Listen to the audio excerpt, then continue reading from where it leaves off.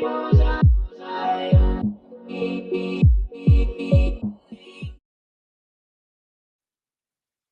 everyone, it is Rhonda Allen with a Spotlight Magical Witchy World TV today.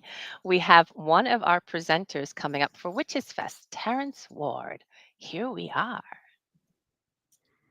How are you, Rhonda? Terence, I am doing well. How are you? And thank you so much for making time to join me today. Oh, I'm very excited to do this. Excited. Yeah. So as you know, we're doing these spotlights to introduce everyone to all of our presenters and performers coming up this year at Witchsfest. And we wanted to ask, and although I kind of already know the answer, tell us about, this is not your first time at Witches Fest, correct? It is not. I was a presenter and vendor 2 years ago. I took last year off, but I was there during some fun and exciting times, and it was a great day. Excellent. Oh yeah, fun and exciting, no doubt. I think I know what you're speaking about.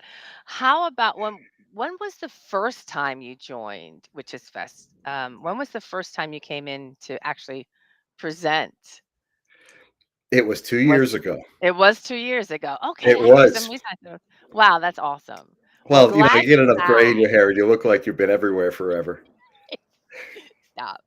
Well, I'm glad you're back. Welcome back. Welcome back for Me this too. year. Thank you. So, about you, let's learn a little bit more about you. Can you tell us how you identify as a practitioner? Do you call yourself witch, druid, pagan? How do you identify? I use the word pagan. I am Mhm. specifically a Hellenic polytheist, Greek god type Beautiful. stuff. I Yeah. Some people in that tradition don't use the word pagan. I do.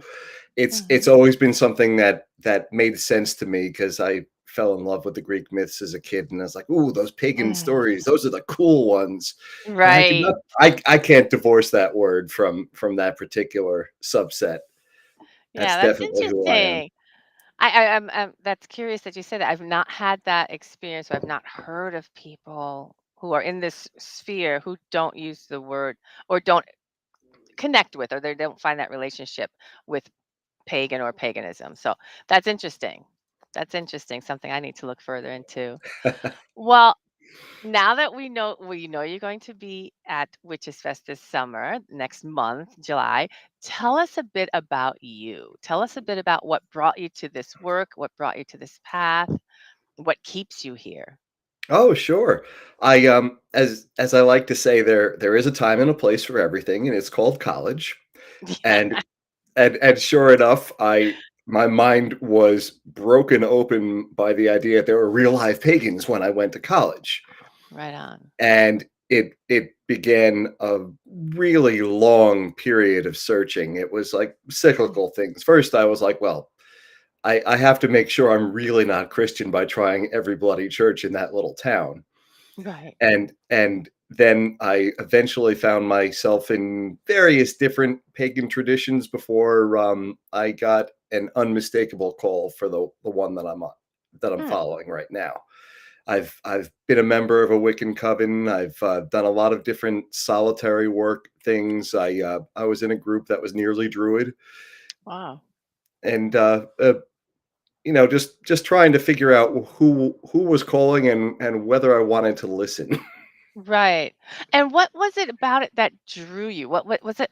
What experience, if you can share that with us, what was it that actually said, "Aha"? So you did that exploration. Mhm. You went through and did that exploration. What was it that said, "Okay, yeah, this really is for me"? It's always been about the trees for me. It was the call of the Interesting. Yeah. forest. I Wow. Beautiful. Yeah, the first deity I ever connected with was Hern, um, Mm. and who was very much a forest deity to me. Yes. When I For many years when I was largely solitary, I fused my spirituality with my backpacking Hmm. and just like found the most remote places I could just to commune with the unknown and the unnamed Yes. spirits. It's the idea that there's something older and wiser and kinder than me out there, You know, in Right. my the religion of my youth, it was older, but I wasn't sure if it's necessarily kinder. Yeah, interesting. That's interesting. Wow, I love that you said trees, and that's my own personal thing. I love working with trees and tree magic. It's beautiful energy. Excellent. Well, tell us about the workshop you hope that you'll be conducting this year at Sure. Witchsfest. It's called, Unchaining Your Money Familiar, and Okay. this comes from my I've had a long interest in a relationship with money and how people work with and are influenced by money, and I've been fascinated all this time by the the different kinds of relationships we pagans have with money because Mhm. a lot of us try to avoid having any relationship with money. Mm, yeah. And there are others that have like what I think is kind of almost problematic way of dealing with it on a magical level. There's a lot of the language around money has to do with mastering it Mm, or employing it or giving it a job. And yes. I don't know that as I'm an animist and it that just doesn't Mhm. feel like the right kind of relationship for me. Interesting. And Yeah. and I think one of the problems is that money is despite the fact that it's thoroughly infused in our lives, it's a really alien spirit. You can pick up a dollar bill and swap it Mhm. out with another dollar bill and there's no change. I can't Right. swap myself with you. Right. That Right. that is not Yeah. something that humans really understand, and I think it makes it hard for us to understand how we can relate to money on a financial level and on an esoteric level. That And sounds like some interesting work. Absolutely, and especially in these times where people are having this I won't necessarily say I'm using that word fraught. They're having a relationship with finances, money, that's a bit mhm, challenged because we're feeling the pressures of do we have enough? Do we not have enough? How yeah. do I spend it? What do I do with it? How do I grow it?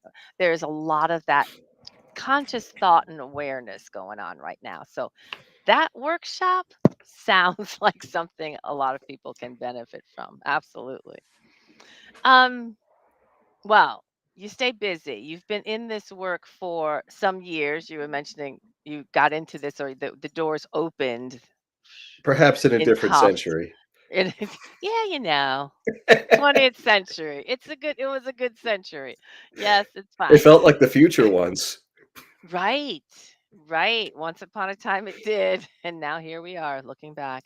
Um, Tell us about the projects you have. You're going to be obviously, we know you're going to be at Witches Fest, but what other projects do you have that you're working on, perhaps have coming up soon? Sure. I am an author, and I've written, a couple of books on my own, and I published one, through Llewellyn called Empty Cauldrons: Navigating Depression Through, Magic and Ritual. Wow, And one of the fabulous. things that made that possible was the fact that somebody ordered a pandemic. It it's a lot easier to write a book when you can't do anything else. Yes. And Yes. I've been pushing myself to write another book, and this is actually this workshop is a critical step in that path because it is gonna be a money Excellent. book. Excellent. And I needed this I decided, I need to figure out the best way I need to test this information among Yes. people and get a real sense of how people are feeling in the world because Awesome. I'm very interested in changing our community's relationship with this peculiar and ancient spirit. Yeah. That is fabulous, and I love that you're doing I sometimes call it guinea pigging, but, being a guinea pig for somebody's project. I love being in that because then we get, the feedback is there. You get to Mhm. sample it, test it. We get to figure out, well, this is what I'm taking away, and I have questions about that. Boom. It helps you as you're crafting and doing your writing. That's awesome. Thank you for inviting us to that part of this work, because now I feel like, yay, we get to be a tiny little bit involved with your next big project. And that is a big project, writing a book. So thank you. Yeah, yeah, Yeah. I love doing it. I never thought I could, and I love the fact that I will probably be able to do it again. Yes. Yes, indeed. I am certain of it. Once it starts, it's like, I hate to say it, but I'm going to say it. It's like tattoos. Once you start with one, you're I don't not know going to anyone stop. with one tattoo, Um, Rhonda. right. Exactly. Exactly. Exactly. So, what other events do you have coming up this year? Well, after Witches Fest, I'm gonna be, heading up to Vermont. There's a Mhm. delightful little event I've been going to for many years at a place called the Laurelin Retreat Center in Bethel, Vermont for Oh, Lunasa. They have a 5-day Lunasa festival, and what? it's just glorious. It's this 56-acre former farm that's mostly become Oh my woodlands, and goodness. it's got these temple and ritual sites all over the place. It's just a beautiful area. It's Wow. it's a little on the rustic side. Wow. You will be camping, and there's Yes, and you know camping. there's Good. there's limited facilities, but for those who have the right temperament, it is a transformational event every time I go. That is And fabulous. And I'm sorry? no, go ahead. I was just going to say for somebody who has this strong relationship to trees, it's the perfect space then because you're It out really there in the is. middle of them. Uh-huh. That is I'm gonna be a little bit beautiful. more That is civilized in the beautiful. fall. In the fall, I'm going Tell us to more. Changing Times, Changing Worlds, which is Okay. an event that's I think about 10 years old. It's been in my area, the Hudson Valley, but this year it's going to be in a hotel in Western Connecticut. It's not a pagan event. It's a esoteric event. There's a lot of pagan stuff that happens there, but you might encounter like Christian mysticism classes and other things that are just on Okay. the curious edges of reality. And that I'm going to be presenting something similar to what I do at Witches Fest there. Probably it's going to be very different after I get some feedback. E- Excellent. Yes. Yes. Saying I'm looking forward to your workshop and being able to provide feedback. Absolutely.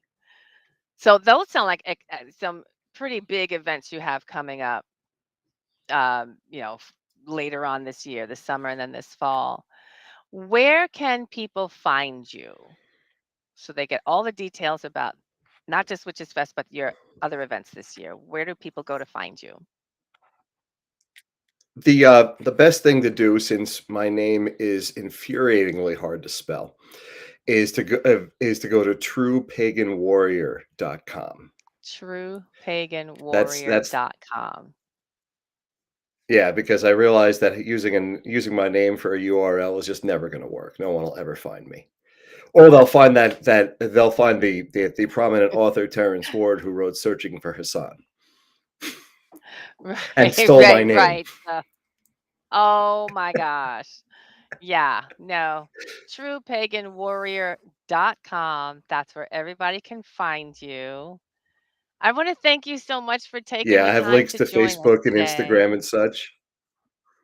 I Excellent. really appreciate the time, Excellent. Rhonda. I'm very excited about meeting everyone in person again. Me too. I'm excited for meeting you the first time. I'm looking forward to it. Thank you so much again. And we'll see you at Witches Fest. Have a We will. great day, Thank you. everyone. Bye bye.